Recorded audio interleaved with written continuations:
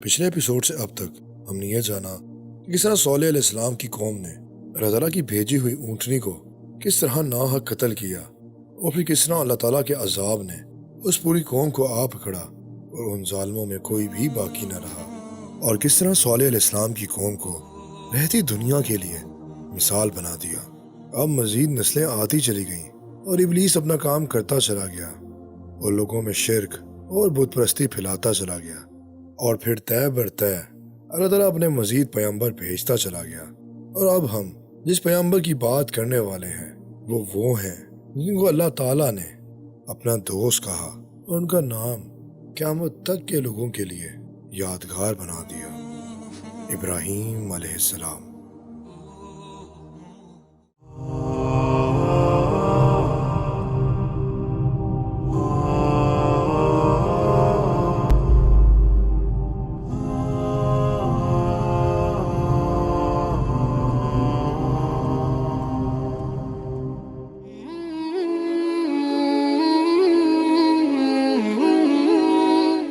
وہ تھے ابراہیم ابن تیرا ابن نہور ابن سراج ابن ریو ابن پلیج ابن عبر ابن شلا ابن ارفساد ابن سیم ابن نوح علیہ السلام۔ ابراہیم علیہ السلام کا ایک نام ابو دیفان بھی تھا۔ کہا جاتا ہے کہ ان کے والد تیرا کی عمر 75 سال تھی تو ان کے ہاں ابراہیم اور ان کا بھائی نہور اور حیران پیدا ہوئے۔ حیران کا ایک بیٹا تھا جس کا نام لوط تھا۔ یہ بھی کہا جاتا ہے کہ ابراہیم علیہ السلام اپنے باپ کے دوسرے بیٹے تھے، اور حیران اپنے باپ کی زندگی میں ہی اسی سرزمین میں مر گئے جس میں وہ پیدا ہوئے تھے، چالدیان کی سرزمین۔ مورخین نے ذکر کیا ہے کہ ابراہیم علیہ السلام نے سارہ علیہ السلام سے شادی کی، تاہم وہ بانجھ تھیں اور ان کی کوئی اولاد نہیں تھی۔ تیرا اپنے بیٹے ابراہیم، اپنی بہو سارہ اور اپنے پوتے لوط کو لے کے چالدیان کے ملک کنعان کی طرف روانہ ہوئے۔ تاہم جب وہ حیران میں رکے تو 250 سال کی عمر میں تیرا کا انتقال ہو گیا، جس سے ظاہر یہ ہوتا ہے کہ وہ حیران میں پیدا نہیں ہوئے تھے۔ ان کی جائے پیدائش چالدیان تھی، بیبلون کی سرزمین۔ پھر وہ بیت المقدس کی سرزمین کنعان کی طرف روانہ ہوئے۔ وہ کچھ عرصے تک حیران میں رہے، جو کہ اس وقت قادسیوں کی سرزمین تھی، اور پھر جزیرہ نما عرب اور شام کی سرزمین میں رہنے لگے۔ شام میں لوگ 7 ستاروں کی پوجا کیا کرتے تھے، اور دمشق میں رہنے والے اس مذہب کے پیروکار تھے۔ وہ قطب شمالی کی طرف منہ کر کے 7 ستاروں کی پوجا کیا کرتے تھے، جس میں زبانی کلامی اور جسمانی سرگرمیاں شامل ہوتی تھیں۔ اور یہی وجہ ہے کہ ہمیں دمشق کے 7 قدیمی دروازوں میں سے ہر ایک پر ان ستاروں میں سے ہر ایک کی قربانی ملتی ہے۔ انہوں نے انہیں منایا اور اپنی قربانی ان پر چڑھائی۔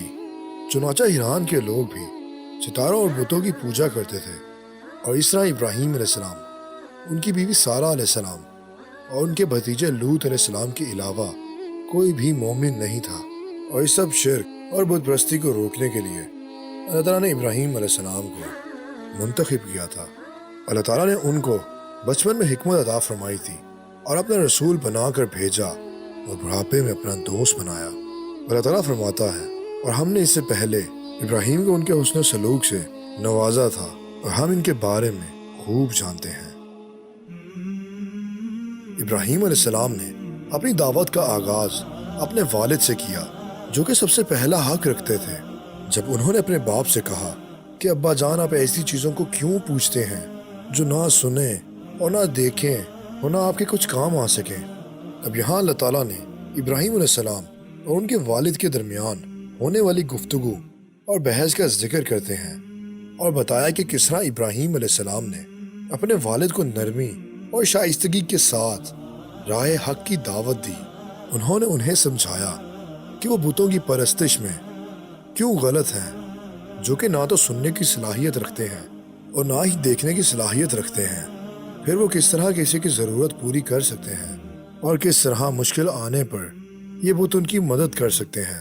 اور پھر ابراہیم علیہ السلام نے اپنے والد کو بتایا کہ اللہ تعالیٰ نے انہیں انسانوں کی ہدایت کے لیے بھیجا ہے اور انہیں مفید علم سے نوازا ہے، حالانکہ عمر میں وہ اپنے والد سے چھوٹے تھے۔ انہوں نے کہا، اے ابا جان، مجھے ایسا علم ملا ہے جو آپ کے پاس نہیں، لہٰذا میری پیروی کریں۔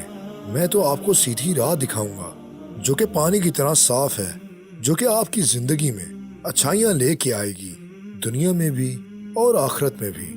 ابا جان، شیطان کی پرستش نہ کیجیے، بے شک شیطان خدا کا نافرمان ہے۔ ابا جان، مجھے ڈر لگتا ہے کہ آپ کو خدا کا عذاب آ پکڑے تو آپ شیطان کے ساتھی نہ ہو جائیں۔ ابراہیم علیہ السلام کے والد نے کہا، ابراہیم، کیا تو میرے معبودوں سے برگشتہ ہے؟ اگر تو باز نہ آئے گا تو میں تجھے سنسار کر دوں گا اور تو ہمیشہ کے لیے مجھ سے دور ہو جائے گا۔ ابراہیم علیہ السلام نے جواب دیا، سلام علیکم۔ انہوں نے اپنے والد سے کہا کہ میری طرف سے آپ کو کوئی نقصان نہیں پہنچے گا اور نہ ہی آپ کو کسی قسم کے نقصان کا سامنا کرنا پڑے گا۔ جہاں تک میرا تعلق ہے آپ محفوظ ہیں، اس کے بجائے آپ میرے سے بھلائی دیکھیں گے۔ میں اپنے پروردگار سے آپ کی مغفرت کی دعا کرتا ہوں، بے شک وہ مجھ پر بڑا مہربان ہے۔ اور وہ وقت بھی یاد کرنے کے لائق ہے جب ابراہیم نے اپنے باپ آزر سے کہا کہ تم بتوں کو کیوں معبود بناتے ہو؟ میں دیکھتا ہوں کہ تم اور تمہاری قوم سرئی گمراہی میں ہو، اور میں آپ لوگوں سے اور جن کو آپ خدا کے سوا پکارتے ہیں ان سے کنارہ کرتا ہوں اور اپنے پروردگار کو ہی پکاروں گا۔ امید ہے کہ میں اپنے پروردگار کو پکار کر محروم نہیں رہوں گا۔ اہم استہا ابراہیم کو آسمانوں اور زمین کے عجوبات دکھانے لگے تاکہ وہ خوب یقین کرنے والوں میں ہو جائے۔ یعنی جب رات نے ان کو ڈھانپ لیا تو آسمان میں ایک ستارہ نظر آیا۔ کہنے لگے، یہ میرا پروردگار ہے۔ جب وہ غائب ہو گیا تو کہنے لگے، مجھے غائب ہو جانے والے پسند نہیں۔ پھر جب چاند دکھا کہ چمک رہا ہے تو کہنے لگے، یہ میرا پروردگار ہے۔ لیکن جب وہ بھی چھپ گیا تو وہ بول اٹھے کہ میرا پروردگار مجھے سیدھا راستہ نہیں دکھائے گا تو میں ان لوگوں میں ہو جاؤں گا جو بھٹک رہے ہیں۔ اور پھر جب سورج کو دیکھا کہ جگمگا رہا ہے تو کہنے لگے، میرا پروردگار یہ ہے، یہ سب سے بڑا ہے۔ مگر جب وہ بھی غروب ہو گیا تو کہنے لگے، لوگوں، جن چیزوں کو تم خدا کا شریک بناتے ہو میں ان سے بیزار ہوں۔ میں نے سب سے یکسو ہو کر اپنا چہرہ اسی ذات کی طرف متوجہ کیا جس نے آسمانوں اور زمین کو پیدا کیا ہے، اور میں مشرکوں میں سے نہیں ہوں۔ اور ان کی قوم ان سے بحث کرنے لگی تو انہوں نے کہا کہ تم مجھ سے خدا کے بارے میں کیا بحث کرتے ہو؟ اس نے تو مجھے سیدھا راستہ دکھایا ہے، اور جن چیزوں کو تم اس کا شریک بناتے ہو میں ان سے نہیں ڈرتا۔ ہاں، جو میرا پروردگار چاہے۔ میرا پروردگار اپنے علم سے ہر چیز پر احاطہ کیے ہوئے ہے۔ کیا تم خیال نہیں کرتے؟ اور ابراہیم علیہ السلام نے کہا کہ مجھے ان معبودوں کی کوئی پرواہ نہیں جن کی تم اللہ کو چھوڑ کر عبادت کرتے ہو، کیونکہ وہ کسی کو فائدہ یا نقصان نہیں پہنچا سکتے، اور نہ ہی کچھ سن سکتے ہیں اور نہ سمجھ سکتے ہیں۔ کہ اللہ کی مخلوق ہیں، ستاروں کی طرح ان کی تابع ہیں۔ یہ وہ پتھروں سے تراش کر لکڑی سے تراشے جاتے ہیں۔ بھلا میں ان چیزوں سے جن کو تم خدا کا شریک بناتے ہو کیوں کر ڈروں، جبکہ تم اس سے نہیں ڈرتے کہ تم خدا کے ساتھ شریک بناتے ہو جس کی اس نے کوئی سند نازل نہیں کی۔ اب دونوں فریق میں سے کون سا فریق امن کا مستحق ہے؟ اگر سمجھ رکھتے ہو تو بتاؤ۔ جو لوگ ایمان لائے اور اپنے ایمان کو ظلم سے مخلوط نہیں کیا، ان کے امان ہے اور وہی ہدایت پانے والے ہیں۔ اور یہ ہماری دلیل تھی جو ہم نے ابراہیم کو ان کی قوم کے مقابلے میں عطا کی تھی۔ بے شک تمہارا پروردگار دانا اور خاردار ہے۔ بابل کے لوگ بتوں کی پوجا کرتے تھے، اور یہ وہ لوگ ہیں جن سے ابراہیم علیہ السلام نے ان کی عبادت کے معمولوں کے بارے میں بحث کی۔ ابراہیم علیہ السلام نے اپنی قوم کے بتوں کی پرستش کے رواج کو ترک کر دیا اور یہ کہہ کر اس کی تذلیل کی کہ یہ کیا مورتیاں ہیں جن کی پرستش پر تم قائم ہو۔ وہ کہنے لگے کہ ہم نے اپنے باپ دادا کو ان کی پرستش کرتے ہوئے دیکھا ہے۔ ان کا ثبوت ان کے بتوں کی پرستش میں اپنے باؤ اجداد کی معمولوں کی اندھی پیروی کے سوا کچھ نہ تھا۔ ابراہیم علیہ السلام نے کہا کہ تم بھی گمراہ ہو اور تمہارے باپ دادا بھی سری گمراہی میں پڑے رہے۔ جب انہوں نے اپنے باپ دادا سے اور اپنی قوم سے کہا کہ تم کن چیزوں کو پوچھتے ہو، کیوں جھوٹ بنا کر خدا کے سوا اور معبودوں کے طالب ہو؟ بھلا پروردگار عالم کے بارے میں تمہارا کیا خیال ہے؟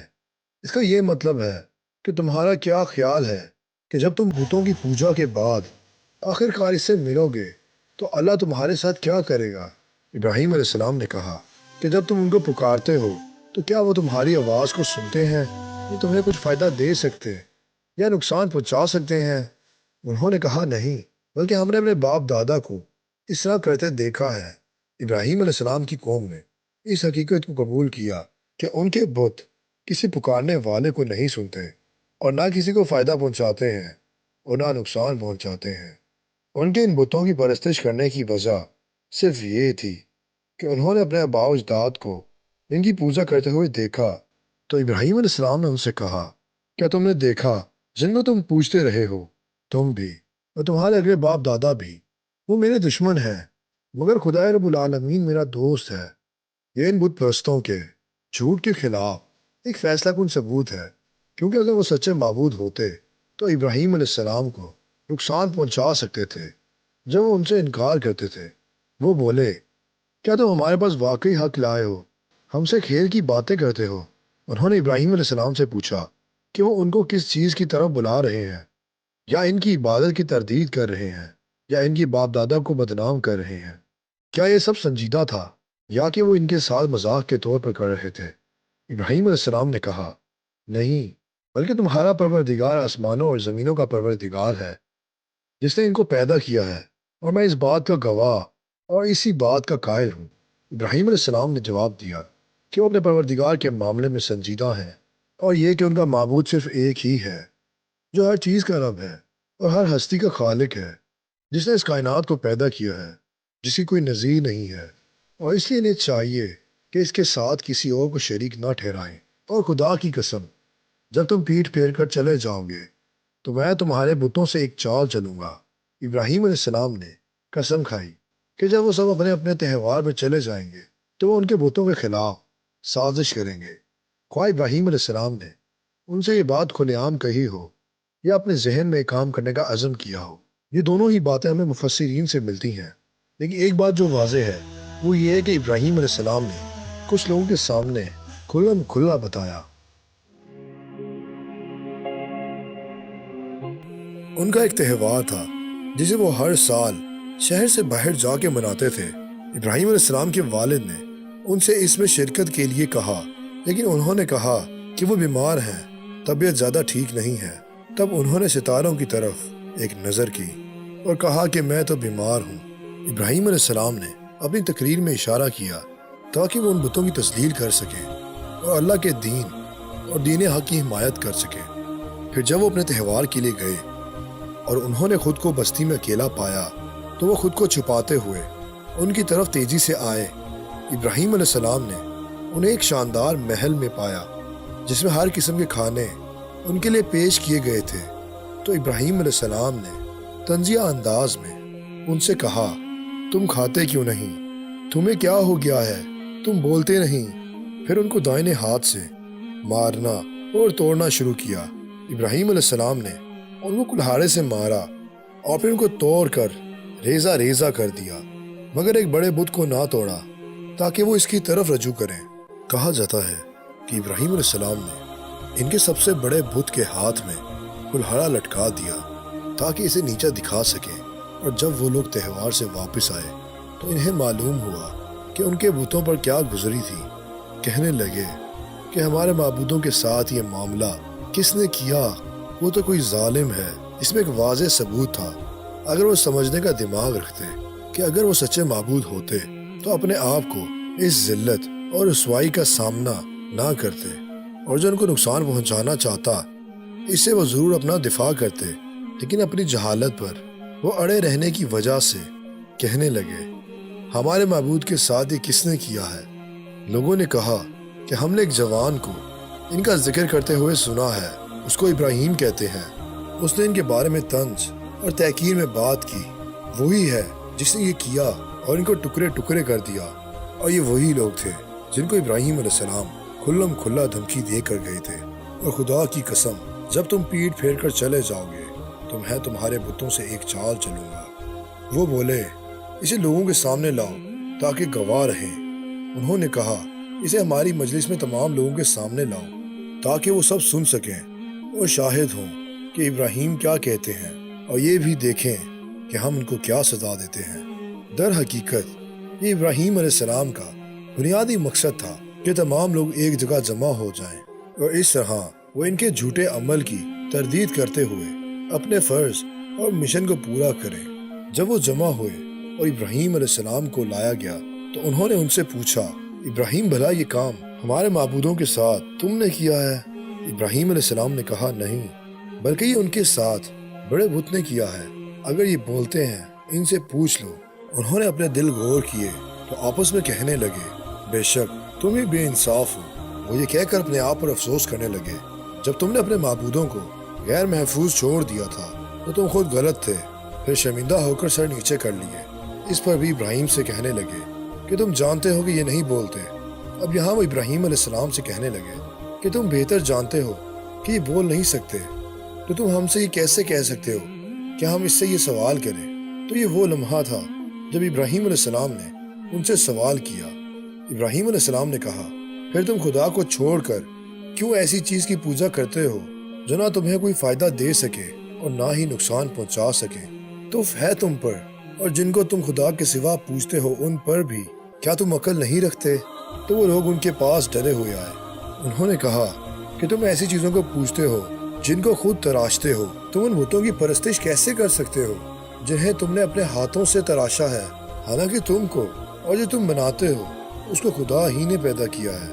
اس کا مطلب یہ ہے کہ تم ایک مخلوق ہو اور یہ بت بھی ایک مخلوق ہے۔ تو ایک مخلوق دوسری مخلوق کی عبادت کیسے کر سکتی ہے؟